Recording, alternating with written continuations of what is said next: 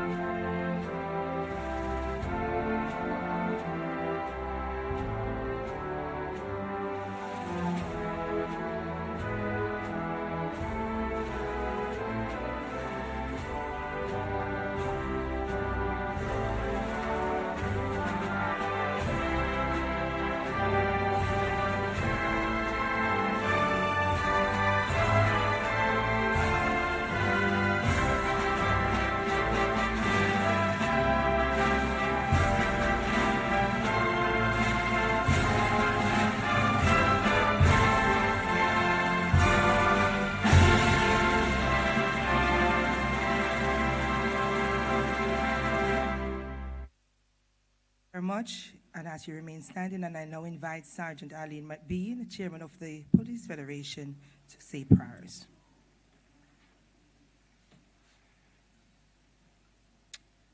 Can we just bow our heads? Almighty God, eternal Father, God of the land and the sea, Jehovah, Jehovah Rapha, Jehovah Nisi, we come before your mighty throne of grace. We enter your gates with thanksgiving, and God, we come before your courts with praise. We want to thank you for another day, for the gift of life, for your love, for your abundant blessing. And God, as we are gathered here, mighty Jesus, we just want to thank you, God, for this occasion, this contract signing. But God, it could not be easy for this to reach to this level of transformative stage. And God, because that transformation is renewed, it has touched the length and breadth of the country. And God, each and every person standing here before you this morning, I pray you bless them exceedingly. I pray you bless them abundantly. God, I put each and every citizen of Jamaica before you. God, I pray you walk through each and every household. I pray for the children of this nation. I pray, God, that you will cover us under your blood, the blood that will never lose its power, the blood that reaches to the highest mountain and flows to the lowest valley. God, we pray for strength, and we pray, God, as this signing is about to take place, touch our leaders, touch each and every person, each and every partner, each and every stakeholder. Mighty God, let this be a success and replicated across the length and breadth of Jamaica, even a building for the Police Federation, I pray. Father God, cover us under your blood today and always. In your name I pray. Amen. Thank you very much. Of course, God answers prayer. So, good morning, distinguished guests, fellow citizens, those joining us remotely. It is my pleasure to welcome you to this momentous occasion as we mark a significant milestone in the transformation journey of the Jamaica Constabulary Force. Today, we gather to witness the signing of a contract between the government of Jamaica and West Indies home contractors, WICON, to build a state-of-the-art divisional headquarters in St. Catherine North Division, serving communities in Spanish Town and its environs. This project solidifies the government's continued support for improving the JCF's infrastructure, aligning with our Commissioner's vision to transform our people, quality, and technology. The construction of this new headquarters demonstrates the government's unwavering commitment to modernizing our law enforcement infrastructure and enhancing safety and security. We are honored to have joining us today Most Honorable Prime Minister Andrew Holness, Honorable Dr. Horace Chang, Deputy Prime Minister and Minister of National Security, Honorable Olivia Grange, Minister of Culture, Gender, Entertainment and Sport, and Member of Parliament for St. Catherine Central, Honorable Juliet Cuthbert Flynn, Minister of State in the Ministry of National Security, Ambassador Alistair Stone-Roof, Permanent Secretary, the Ministry of National Security, our Commissioner of Police, Dr. Kevin Blake, and other senior members of the Jamaica Constabulary Force, Mr. Peter Meledo, Chairman, West Indies Home Contractors Limited, and other members of Wiccan Leadership Team, other specially invited guests, members of the media, good morning.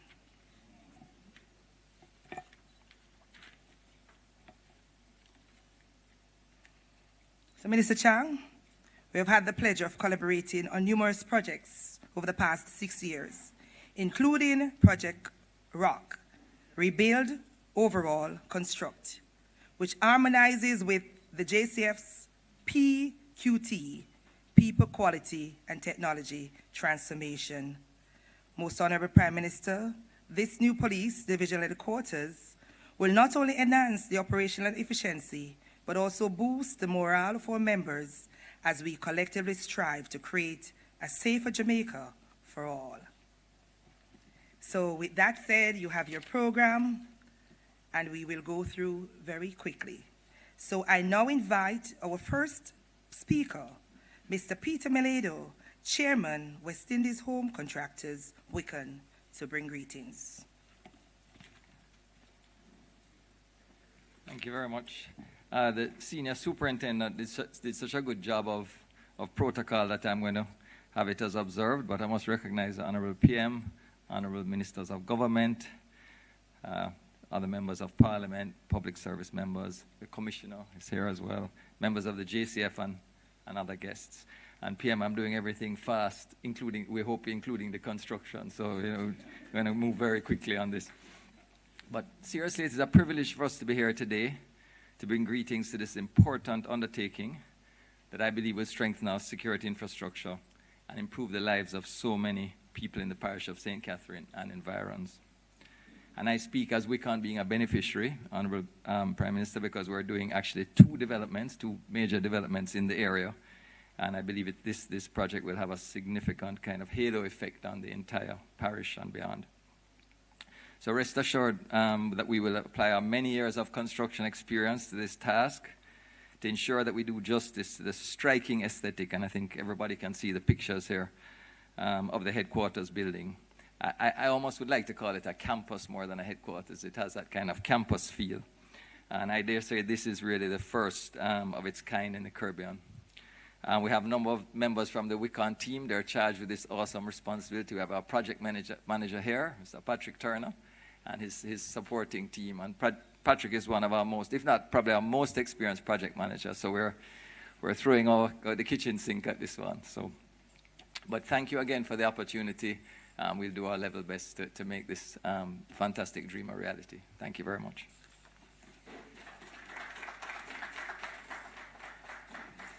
Thank you very much, sir. And I note the point you said that time, it will be done very quickly.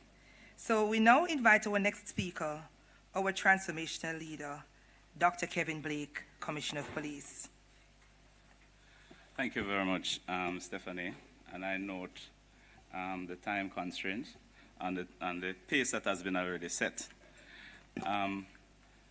Most Honorable Andrew Holness, Prime Minister, Honorable Dr. Horace Chang, Deputy Prime Minister and Minister of National Security, Honorable Olivia Babsy Grange, Minister of Culture, Gender, Entertainment and Sports, and Member of Parliament for the St. Catherine Central, Honorable Juliet Cuthbert Flynn, Minister of State in the Ministry of National Security, Ambassador Alistair Stone-Roof, Permanent Secretary in the Ministry of National Security, Mr. Peter Meledo, Chairman of the Wiccan Group, and other members of the Wiccan Leadership Team, Deputy Commissioners Warren Clark and Karina Powell-Hood, Assistant Commissioner Mrs. Jacqueline Greenscaife. And we have with us also Acting Assistant Commissioner, Mr. Christopher Phillips, and Commanding Officer for the St. Catherine North Police Division, Mr. Upton Nichols, Ms. Arlene McBean, Sergeant and Chairman of the Police Federation, members of the media, ladies and gentlemen, it's a good morning. And so it's indeed a pleasure to be here at the contract signing ceremony for the new St. Catherine North Divisional Headquarters. We have been anxiously awaiting the commencement of this important project. And even though it took some time for us to get to this point, we are extremely happy that it is now being realized. This project and the major thrust in the renovating, overhauling, and constructing of over 160 of our facilities in the last 6 years is a true demonstration of the state's commitment to support the transformation and renewal of the Jamaica Constabulary Force. We all recognize that a transformed and modern JCF is essential in tackling the challenges associated with ensuring public safety and citizen security. And as such, I would like to extend my gratitude to the Government of Jamaica, the Office of the Prime Minister, the Ministry of National Security, our contractors, consultants, and all stakeholders involved in bringing this project to fruition. The JCF deeply appreciates your effort and commitment. The St. Catherine North Divisional Headquarters project, with a budget of over $2.2 billion and spanning over 40,000 square feet, represents a substantial investment in the safety and security of our community. I'm aware that the necessary pre-construction activities have been completed, hence this contract signing ceremony, and it therefore gives me confidence that the project will be executed according to plan and within the expected time frame. And this project is a vital part of the government's Project Rock initiative launched 6 years ago, the objective of which is to rebuild, overhaul, and construct over 200 police facilities, converting all police stations into modern, citizen-friendly workspaces. This initiative aims to provide officers with a comfortable environment conducive to work while creating an ambiance for citizens to comfortably engage with the police. This new headquarters in the St. Catherine North Division is more than just a construction project. It is a tangible step in the ongoing transformation and modernization of the Jamaica Constabulary Force. Our commitment to building fit-for-purpose stations is a cornerstone of our infrastructural transformation strategy. Recently, we saw the groundbreaking for a similar facility in Westmoreland and the opening of several state-of-the-art stations, such as the Olympic Garden Police Station. These developments underscore our dedication to enhancing our facilities to better serve our communities. And so while we acknowledge that all our needs cannot be addressed simultaneously, the approach is strategic and phased. We are consistently renovating, overhauling, and constructing facilities to meet the evolving demands of our communities. This headquarters will provide our officers with a modern and efficient workspace, enabling them to perform their duties more efficiently and enhance their engagement with the public. Today's contract signing marks a significant milestone in our journey towards a modern, responsive, and community-focused police force. As we move forward, we remain committed to our mission of serving and protecting the people of Jamaica with integrity, transparency, and professionalism. Ladies and gentlemen, I thank you, and I look forward to delivering an address at the opening of the new headquarters in very short order. Thank you.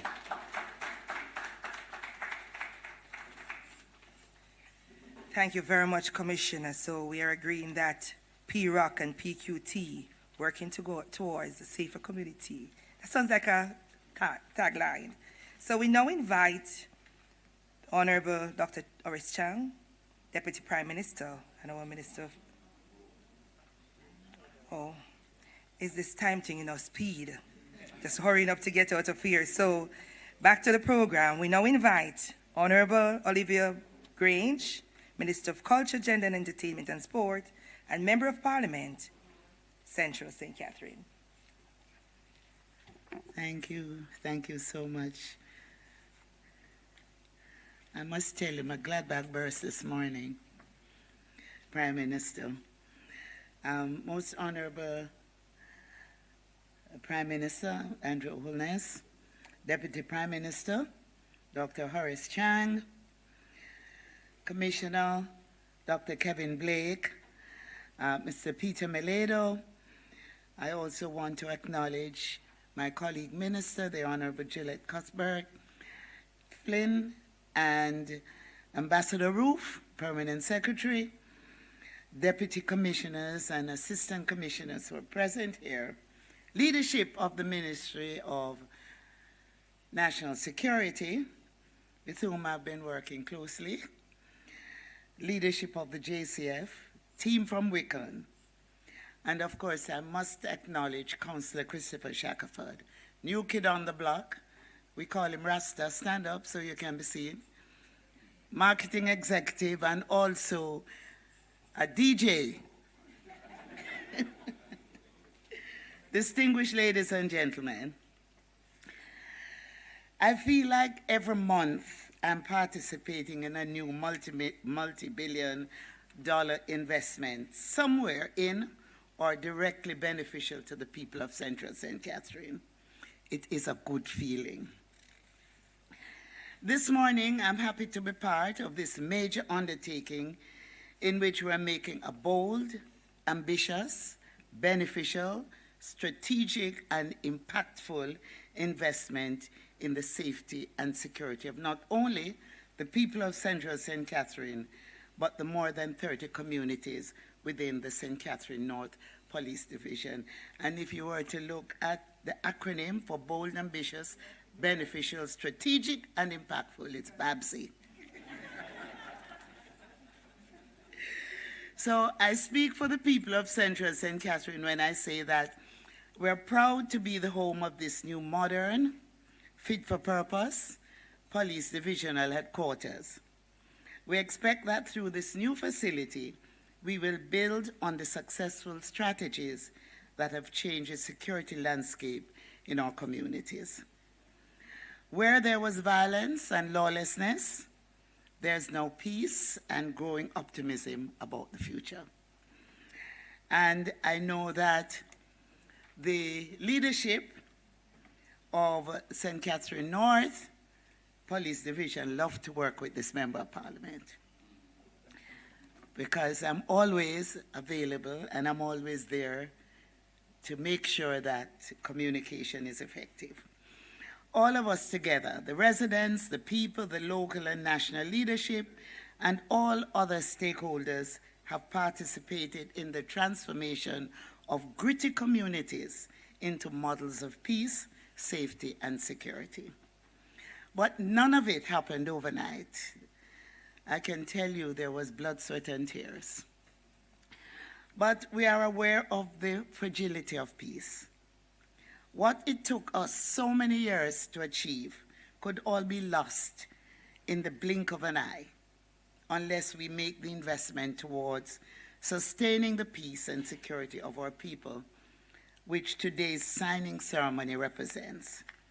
So I welcome this development as the investment that it is towards lifting people and communities, not only in my constituency, not only in St. Catherine, but across Jamaica.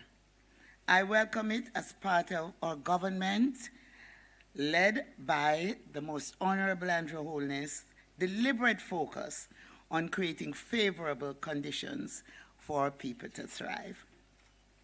This investment will certainly enhance the resurgence that we're witnessing in Spanish Town and across St. Catherine as we continue to work towards prosperity for all.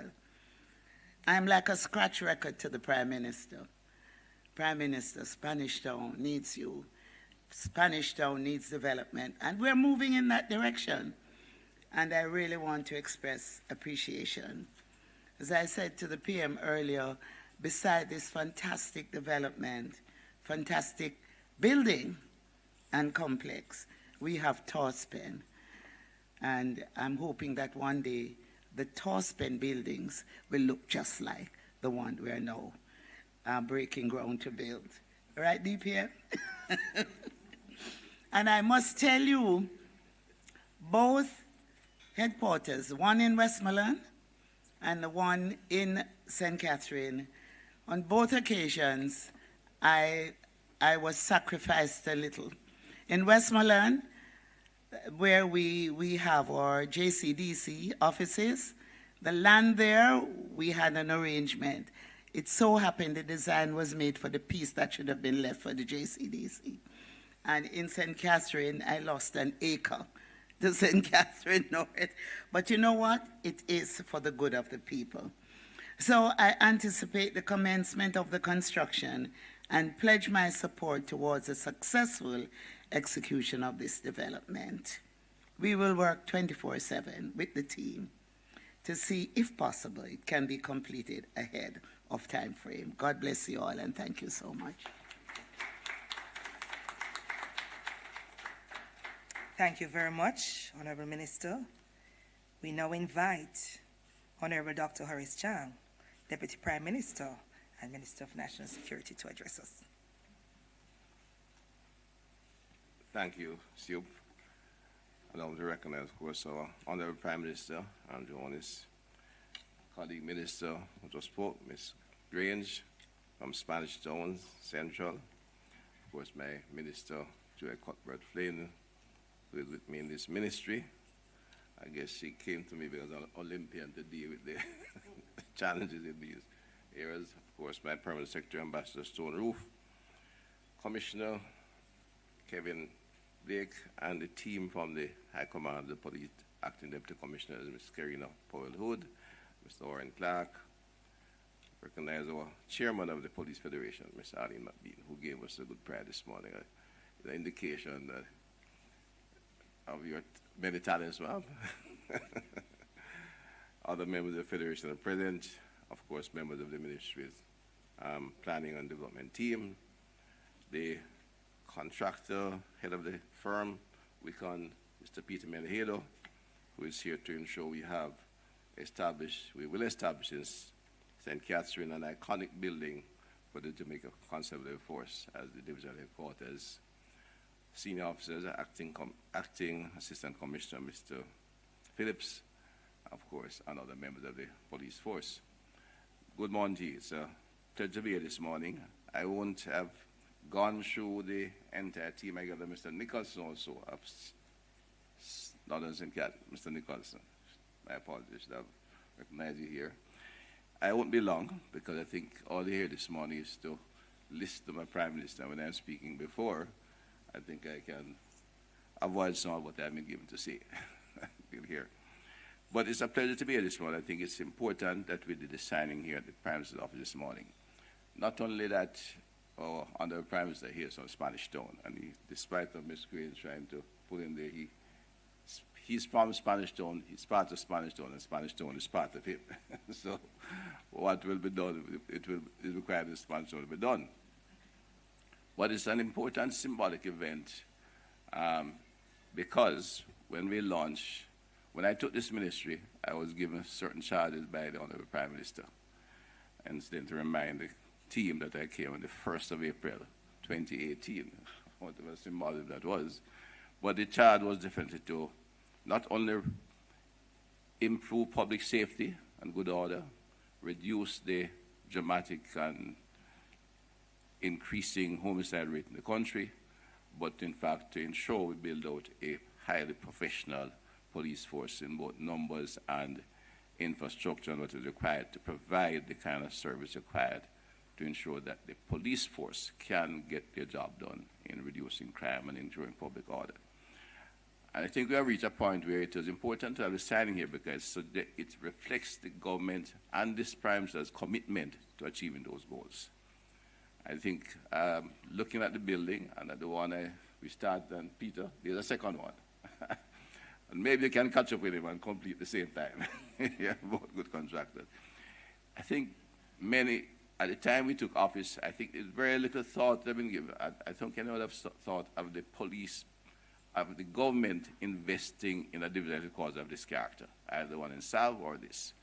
In fact, even the men and women of the force who have been fighting this battle for years, working hard, 24/7 out there, dealing with criminals, knowing they were short of equipment, knowing they were short of the supporting services, and I think listen to what the Prime Minister and myself had to say at the beginning, with some hope and some appreciation of what we were saying and that the need for all that we were speaking of. But I don't think many were at that time convinced that they would see this happening today.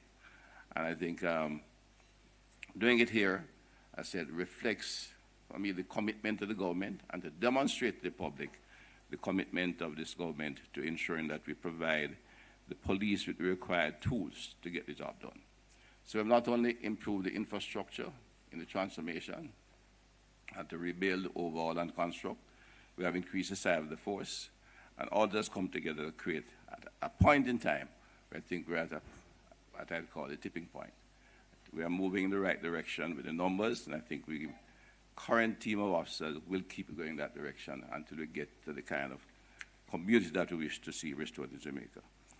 I commend them with the force, but I'd take this time to just basically remind how we got here, because St. Catherine Divisional Headquarters was one of the first places I went to. I don't think Mr. Griffiths was there. He was a senior superintendent. I don't think he's here with us this morning. He was retired in recent times, but I think that I've been very pleased to see what is happening this morning. I went to visit the station. Spanish Town has developed a reputation of high violence and gang activity, which the police have done significant work in reducing and in disrupting the gangs out there, and will have to continue doing the work there. But the office of the then senior superintendent was one in which I remember being led to it, and Mr. Griffiths had to bend to go into the door. And it was literally like a cubby hole in the corner of a building. Mr. Melhier would be familiar with the building. I don't think he built it for the senior officer, but it was putting together one of the older Wiccan styles housing many, many years ago, when he himself would have been quite young. In fact, he was born yet. It's an old building. It was when the family members started the Wiccan housing, the Matlon started, and they put together literally some homes to make a headquarters to the police.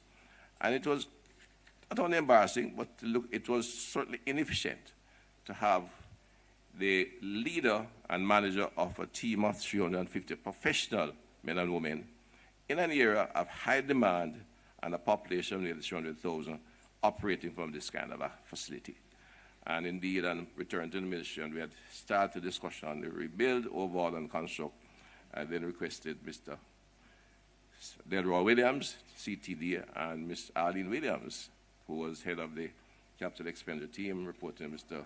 Simpson, to begin to look at constructing a new station in Spanish Town. It took us a while to get here, partly because of the procurement process, partly too because the concept of building a police station of this character, in fact, even investing $2+ billion in such a facility was not part of the thinking of the system, literally. It was a new approach, novel approach, and to get the entire bureaucracy to move efficiently behind it took a little while. We are moving better now, but both stations, Savama, this has taken us, nearly 5 years to get to this point. So, Mr. Prime Minister, I'm carrying out your mission. The new headquarters is a 3-story building, which will have near 43,000 square foot of building for the team, and in fact, the size and the character of it has the police thinking that they may make it a divisional headquarters, but at this, as an area headquarters, but at this point, a divisional headquarters. And it also reflects, and I thought it was important to repeat this morning, the government's coming not only to give you quality facility, but among the changes in terms of, in the transformation of police force, that we build police stations. Every officer here, even the younger ones, know that there's a time when you look for a building, especially in rural area, you find an old building. Former headquarters, former residence for the school principal, former pay station for the property, where Busher used to pay when the plantation was active.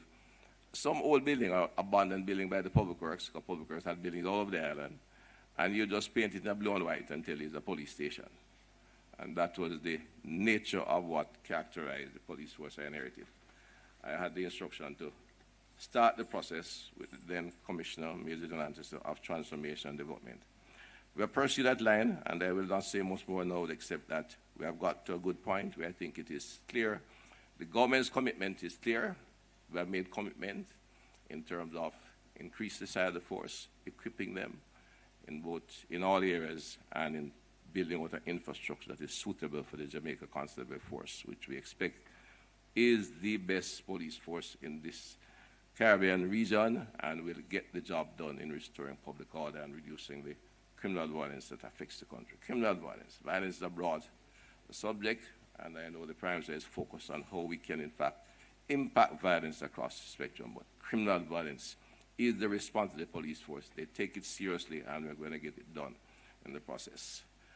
The work continues, but as I said this morning, we'll list to our Prime Minister. I look forward to a facility where officers and citizens alike can be proud of in St. Catherine. It is part of the overall development, which the PMA, which the Prime Minister wishes to expand on, but a new hospital is coming. We expect a new clinic beside there. Ms. Green has been pressuring and agitating for in the land. But also, more significantly, is that the commercial players are looking at how to build out in the area around that particular point. There's a good connection point in St. Catherine. So it's really a pleasure for me this morning in this contract signing. They were opting for them to say more in the police. This is morning when the Prime Minister will, in fact, expand on this philosophy and said, as we sign this contract as a demonstration of the government, as the commitment of his government to really provide in this country with a professional, providing this quality support to the professional Jamaica Constabulary Force. Ladies and gentlemen, thank you. We look forward to signing. Snow.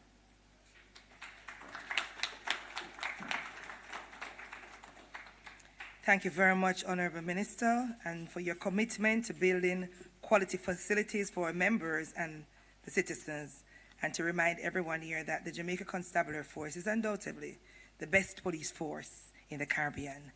We now invite to the podium Most Honourable Andrew Holness, Prime Minister, to address us.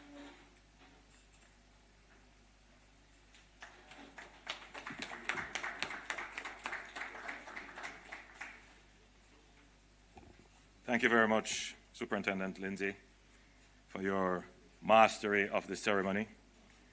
Allow me to acknowledge the Honourable Minister of National Security and the Honourable Minister of Gender, Entertainment, Culture and Sports, who is the Member of Parliament for the area that will largely benefit from this police station, the Honourable Juliet Cuthbert Flynn, who is the Minister of State in the Ministry of National Security, Ambassador Alison Stone-Roof, our Permanent Secretary in the Ministry of National Security, Dr. Kevin Blake, our Commissioner of Police, Mr. Peter Melhedo, Chairman of the West Indies Home Contractors Limited, and other members of the WICON team, other specially invited guests, ladies and gentlemen. This is indeed a good morning for Jamaica. Today marks a significant step in the ongoing journey towards a safer, more secure Jamaica. And as we gather to sign this contract, we also bear in mind that there are several other projects of this nature, of this magnitude, which we have already signed contracts for. We are out of ground, and there are several other projects to come. It may be a question in the minds of some, why are we then making a ceremony of a contract signing when we are certain that we will also make a ceremony of the groundbreaking? And yes, we will make a ceremony of the opening. It's important because either deliberately or just by lack of knowledge, there would seem to be a disconnection between projects that are developed, projects that are implemented, projects that are completed, projects that are beneficial to the country, and the acts of the government. In other words, when the government does something good, there is no credit. In fact, there is sometimes, we see even articles written to dissociate the act of the government in developing the policy, making the allocation, carrying it through the administrative process, and having it finally executed. So these wonderful police stations that are being built right across Jamaica somehow has just miraculously happened without government. It didn't happen before with government. But it has happened with this government.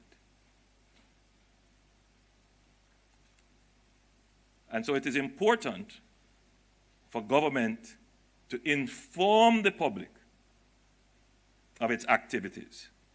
And one of the ways in which it does this is by having ceremonies. Now, we can't spend all our time in ceremony. We have to be quick about it. We mark the moment and move on, because a successful government marks a series of successful moments that accumulates to form the successful government. So I could go on and list all that we have done in terms of changing the face and nature of the JCF. And I'm certain that every Jamaican will appreciate that the JCF of today is not the same as the JCF of 10 years ago.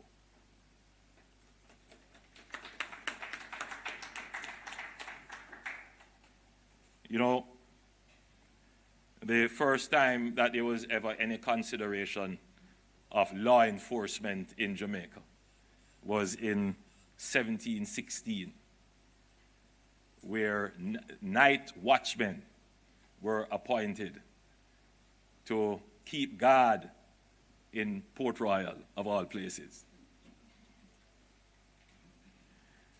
Then in 1832, they started to have a formal establishment of a police force, but it wasn't a national police force. And then in 1867, the JCF was established as a national constabulary. The JCF is probably one of the oldest unbroken institutions in the country. It is an institution that we must be proud of. Yes. Granted, there is a school of thought which says that the JCF as a national constabulary was born out of a reaction to the 1865 rebellion led by our national hero, Paul Bogle. And in a sense, it was established to protect the colonial status quo. That may very well be so.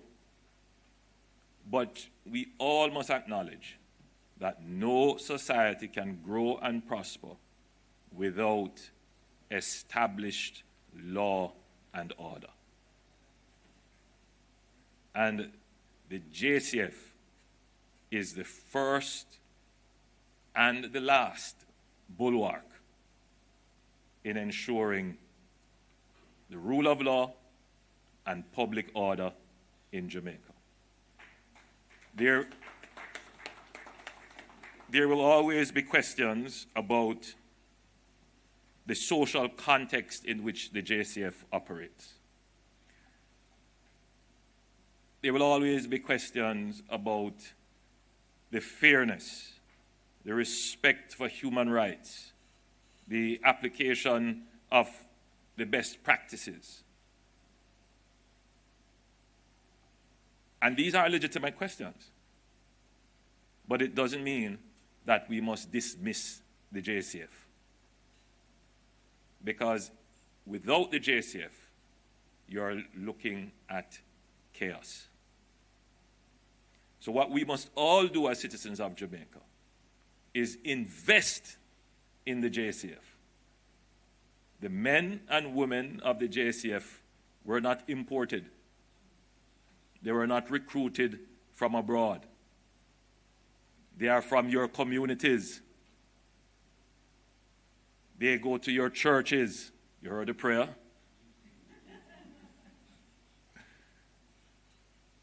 They tell and share our stories. And every day, they put their lives on the line for your safety and security.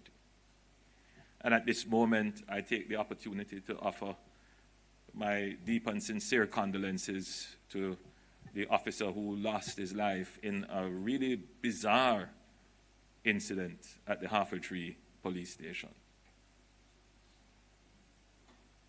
The JCF is our police force, and that is where the government policy started.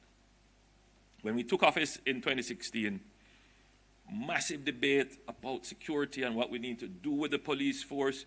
We had gone through at least 2 decades of trying to transform the police force.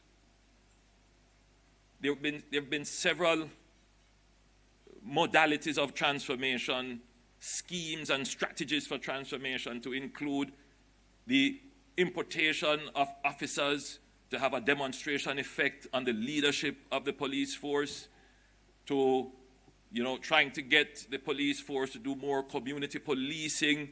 There are all kinds of strategies that have been employed to transform the JCF. Some have worked, some have not. And what we decided to do is not to go and reinvent the wheel. We saw what the challenges were.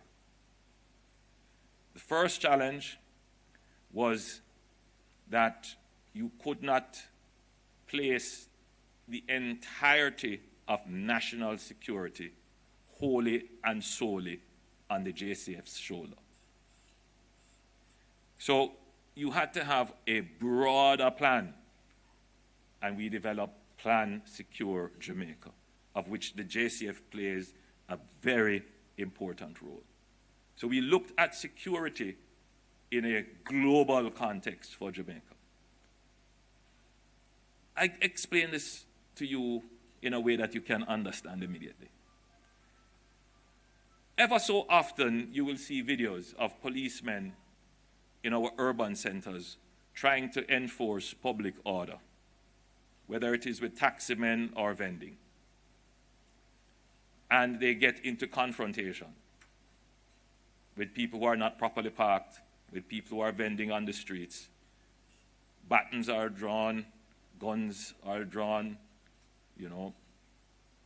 fights happen, and there have been, unfortunately, injuries and deaths.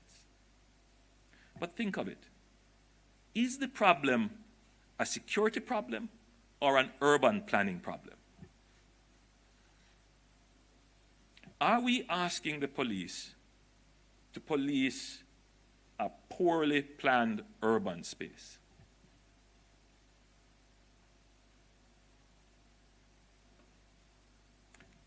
So, the police gets a lot of blame for a lot of things, but the problem has to be looked at from a broader perspective.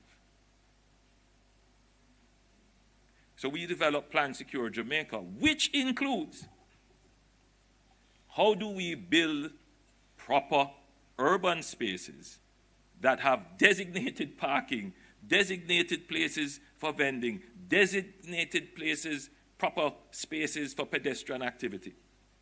We need properly built townships. And we have started that. It's not going to be an overnight transformation. It takes time to plan out a city or a town and build it out. But just look at what is happening in Morant Bay. You're going to have the first purpose-built urban center I have done the full research on it to see which town was actually purpose-built in Jamaica. Maybe there was, and I will report at another event what my research shows. I mean, yes, there have been, Black River, you could say Spanish Town, even parts of Negril, parts of Ocho Rios, Spanish Town. But in recent times, where you've just built a town, and this is the town where your commercial activity and your domestic and other activities will take place. That is going to assist when we replicate this right across Jamaica in how citizens relate with the police. It will assist with the security issue. So we developed Plan Secure Jamaica to look at all elements of the security issue. Another part of the problem is the whole business of violence. Now, we have something called, in Jamaica, organized violence. Listen, you can have organized crime, and there is no violence. Our organized criminals choose to use violence, even when it is not necessary. And so you can't just merely say, the response of the police breaches human rights and criticize the police in unfair and unjust ways. And I am not here saying that the police does not have a higher duty to maintain and protect human rights. What I'm saying is that we have a deeper problem of organized violence and even domestic unorganized violence in the society. We have a violence problem. So the solution is not just in the JCF. The solution is, what are we doing in our schools? What are we doing in the justice system to promote conflict resolution and mediation? And all of those are things that we are currently doing. But what are we doing, again, with the legal system to target gangs that produce violence? And we have been doing that. So the strategy is a comprehensive, a very broad strategy. But let's look at the JCF itself. If you're going to build an institution, the first place you want to start is with the leadership. You have to develop a doctrine, a culture, and since 2016, we have done, I would say, a spectacular job in transforming the culture and doctrine and leadership of the JCF. Without question, the officer corps of the JCF stands head and shoulder and several inches above the rest in the region. No question. When you look at the talent pool that exists in the JCF across several fields, it is amazing. And that core of leadership will permeate through the organization to the rank and file. It is going to take time. I'm not here telling you that every single officer you meet is imbued with this sense of leadership and responsibility and is a defender of the highest integrity of the organization. There are some people in the JCF who should not be there. But I'm certain that the leadership is working through a process to filter them out and to bring in persons who fit and match the organizational ideology and doctrine. And that is what we are doing in the recruitment process. And every month, country may not know this, and I probably should say it, every month I get a report on the recruitment process. I don't get it from the commissioner. I get a report from MOCA on the filtering process of the technology that is used in, we call it, I say lie detector, but the appropriate term, polygraphing. That all of the people who join the force and who are promoted go through an intensive process of polygraphing.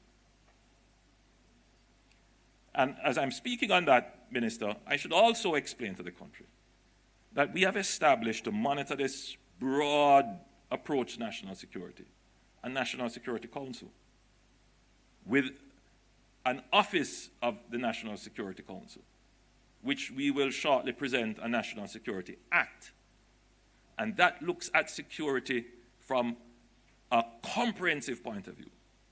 So we look at security from customs. We look at security from the anti-corruption perspective. We look at security from cyber. We look at security from telecommunications. We look at security from finance. All elements that could threaten the safety and security of the state. And we meet every month and we go through it. And that is how we manage Plan Secure Jamaica. Now, we can always talk about good policies. And what I've been talking about here is policy. What are some of the policy changes that we have made? So for example, we've taken a policy decision that if we're going to improve the organization, we have to also improve the spaces in which our police officers work, but more importantly, the spaces in which the public comes to interact with the police. And we have made some significant investments in spaces. We have taken policy decisions about increasing and improving the JCF's access to technology. Never before done. We have taken decisions about the mobility of the JCF.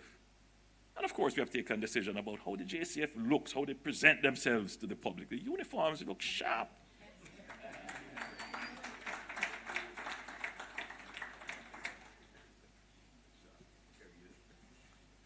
So from 2016 to present, we have spent some serious funds. I mean, I'm seeing here that on vehicles, we have gone $4.87 billion. I just wanted to go back and check, and even if you were to correct it for inflation, no other government has spent that much on mobility. But yet there are still police stations, when I visit, they say, boss, you can't tell them to send up a car. We're still not where we should be. We're a significant way, but not where we should be yet. And that is because for the last 30 years, there has been significant disinvestment, meaning that the equipment that you have had, we are replacing it at a far slower and lower quality than what you had before. So the accumulation of your capital stock is not keeping pace with the demands that is required of you. That's disinvestment. And why disinvestment? I'm not going to go into that, the politics and the economy and so forth, which the people need to pay attention to, because somehow there's a disconnect. They believe that the economy doesn't tie into the progress of the society and the ability to deliver the things you need. This big disconnect, which is why I'm making this presentation, ministers, so that people make the connection that you need good government to run a good economy to be able to deliver the things that empower you to do your job. So in the next 3 years, we are projected to spend $8.7 billion on the capital accumulation of vehicles for your mobility. In terms of the renovation of stations, just minor repairs and so forth, in the last, from 2016 to now, we have spent $2.7 billion, and we expect to spend another $2.7 billion on renovations. But on capital now, meaning on new stations, new constructions, construction projects, we spent $5.52 billion on building new stations. And I've gone around the country and seen some in all over. We have built new stations in Portland. We're doing one now in West Rural, all over. We're building new stations. But we expect to spend $19.7 billion in the next 3 years on new stations. Of course, that figure is huge because that 19.7 would include the massive station in Westmoreland, this one, and specialized ops, the C5 Center, which I'll speak about a little bit, all kinds of new exciting things that will, if you think that the police force has transformed now, wait until you see it in the next 3 years. Right? On tech, we have spent $3.9 billion from 2016 to now, and in the next 3 years, we will spend $10.9 billion, yes, on tech. So, in all, from 2016, we have spent $14.4 billion on your capital side of your budget. This is not now what we spend on national security as a global consideration, just what we have spent on the JCF. And it is still not enough. And that is because of the years of this investment. So, you know, when a prayer is sent up for a building for the Federation, it's under consideration. It's something that, obviously, if we can do it within the capital constraints and the priorities that we set, it's something that we would consider. Right? So the issue for us is how do we keep the economy growing so that we can get the capital budget without borrowing and then put that capital budget into a process that moves very quickly, that ensures accountability, eliminates any hint of corruption, and delivers something that is sustainable and transformational. So in the next 3 years, we will spend $39.3 billion on the capital budget of the JCF to improve the JCF. So we have covered leadership, we have covered the equipment and the capital, and of course now we depend on the JCF now for practice. What are the systems that you're going to put in place? And I urge the JCF that as we are making the investment in the capital, we're giving the strategic leadership, we cannot interfere in the JCF's operational duties. Tactics and operations, that is your commissioner's domain. We give guiding policy. We bring to them the concerns of the people. But at the end of the day, you have to take the resources that we give you and use them wisely. So we don't dictate to the police where a car must go. So even when they come to me and say, boy, this police station don't have and that, I say, all right, let me ask the commissioner. But I can't pick up the phone, as many people think. Or rather, let me put it this way, I don't pick up the phone and give instructions. I don't pick up the phone when a policeman would come to me and say, boy, the promotion. Because those are operational matters. Right? And if you really want the police force to grow and shine and become the force that we are all proud of, these established rules that divide the labor and divide the effort for proper working, then we must observe them. And so those are well observed by me and my administration. So yes, there are concerns have been raised about the policy as to how persons are promoted and so forth. What we stress is transparency, and efforts must be rewarded. Our police officers must get exposure to training that would put them in line for promotion. We believe in a merit-based system. Those are the policy directions that we give. And so far, what I have seen is that is what is being executed as a general policy. But we can't get involved in the, that's operational stuff. And we have every confidence in the commissioner that he will lead the force to ensure that there is a high level of motivation. A couple of things in closing. I'm from Spanish Town. I was born in Spanish Town. I love Spanish Town. It is a place of such great history and potential. It pains my heart to see the buildings deteriorating and the Georgian buildings just disappearing. So much history and culture there that could be made of value.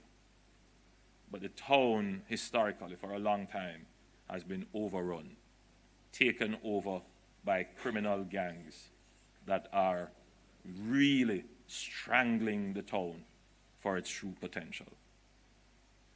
For us to take back the town, the JCF will be an important element of that strategy. But it is not the criminals that we need to get out of the town. More so, it is the people we need to get on the side of the police. Because the criminals have interwoven themselves into the fabric that they have protection and safe haven. But if we can get the people there to see that the police will guarantee their safety and their security, that the police is their friend, that the police will create an environment where everybody can thrive, then that fabric will unravel and the gangs won't feel safe there. So we have to build the relationship with the community. And the first thing you want to do is to provide the people with the necessary public services so that they feel a part of the state. And that is why we have made this massive investment in literally building a new Spanish Town hospital. I mean, we're putting up a new wing, but it's literally almost a new hospital being built. Then we're going to do the police station. We have some investments to make in some roadways there, including the approach to the Spanish Town. We have to figure out how we're going to change that small bridge that has been there for such a long time. There are some communities there which are very old communities. I can call Hampton Green, Ensom City, all of these areas where the infrastructure is deteriorating, that we need to intervene for their roads and their water. So there is a plan about how we're going to take back Spanish Town, and there is an important security element to the plan. Now, as we are talking about this, others are seeing it. And so there are persons who are making investments in Spanish Town quietly. They are buying up land, they are doing developments because they see, the general public may not see it, but the investors who have a keen eye see what is going to happen to Spanish Town. There are 520,000 persons live in St. Catherine. That's the second largest concentration of the population. So even if we were to get a 20% reduction in murders, and we sustain that for the next 5 years, and we eliminated the gang, you would see Spanish Town go through a growth phase that previously you would consider unimaginable. And that is what we're going to do. Strategically, we're going to retake Spanish Town from the criminals.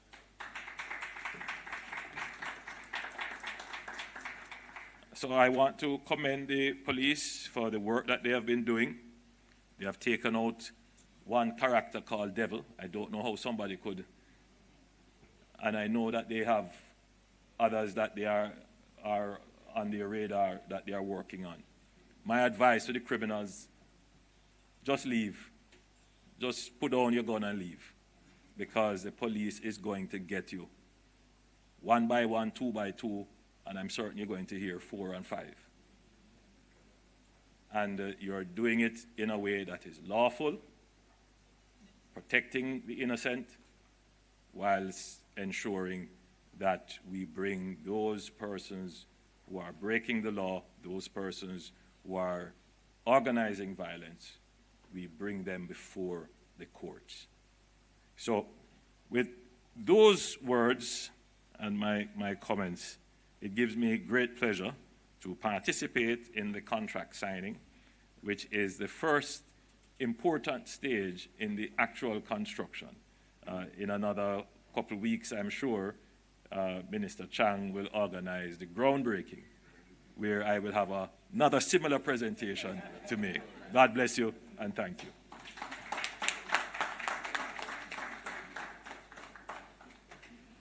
Thank you very much, Honorable Prime Minister, for reminding us that the Jamaica Constabulary Force is an institution that we should all be proud of. Also to remind us that no society can prosper and flourish without law and order. And of course, I observed the Prime Minister during the presentation, and I just have to make this point that usually when you're spending money, you're kind of not so happy. But when the Prime Minister said, we're spending, today is an exciting day, and more excitement to come because we're spending 19-point-something billion dollars. That to me represents the Prime Minister's commitment to supporting safety and security. So at this point, we're going to do some reconfiguration. I'm going to use my chairman privilege for a moment to just give a little instructions over there to some very senior people, because we are going to make a little adjustment to facilitate the signing. And the signing will be done by the following persons. We will have our permanent secretary, Mrs. Stoneroof, will sign. That signature will be witnessed by our Minister, Dr. Chang. We will have Mr. Meledo from Wiccan, who will sign, and that will be witnessed by your Managing Director. So we're going to ask those persons to come forward. And the persons that seated at the head table, who I did not call their names, I'm going to ask you to just stand it to the back. I'm going to invite Mrs. Cuthbert Flynn to just come and stand in the background. I'm also going to invite my senior officers here on the front row to come and stand up front to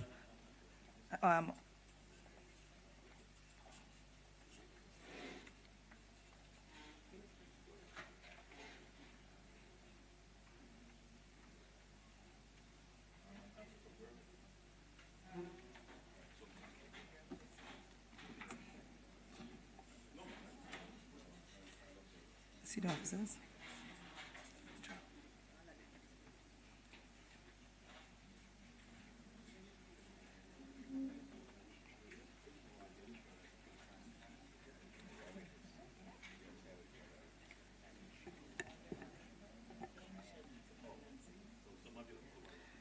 Well, we need to balance it.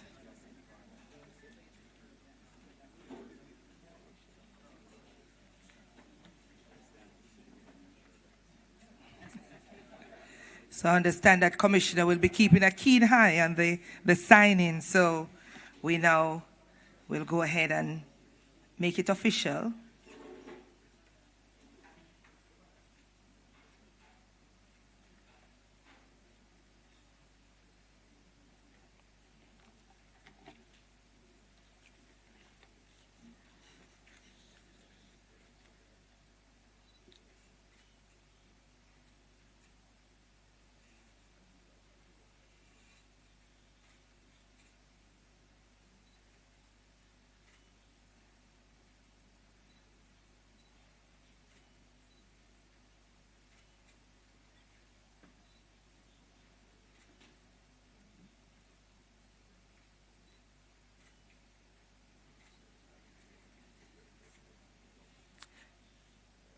Thank you very much.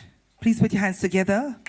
We can all say that we have witnessed the signing of the contract to commence the new police station. Thank you very much. So we hear that there will be more ceremonies.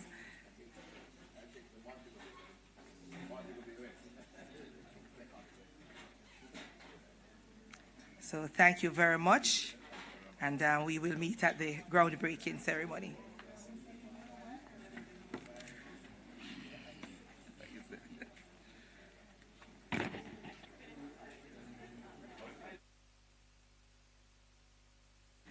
You are now invited to refreshment around the corner.